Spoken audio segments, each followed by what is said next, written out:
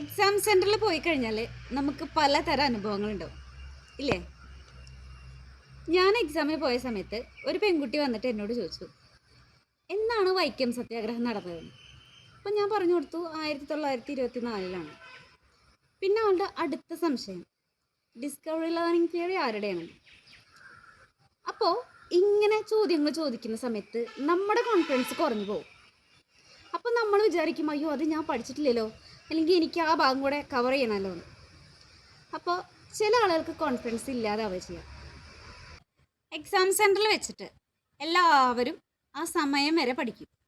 Exam ഹാളിലേക്ക് കയറുന്നതിന് തൊട്ട് മുമ്പുള്ള നിമിഷം വരെ പഠിക്കും. അതിൻ്റെ ആവശ്യമില്ല ശരിക്കും.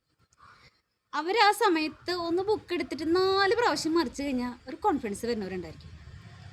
പക്ഷേ സാധാരണയായിട്ട് അങ്ങനെ ചെയ്യേണ്ട ആവശ്യമില്ല. പക്ഷേ ചില ആളുകൾക്ക് എക്സാമിൻ്റെ അന്ന് രാവിലെ വായിച്ചു കഴിഞ്ഞതിന് ശേഷം പിന്നെ വായിക്കേണ്ട ആവശ്യമില്ല.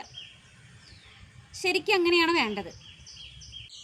നിങ്ങൾ ഇതിൽ ഏതിൽ ഉൾപ്പെടുന്നവരാ?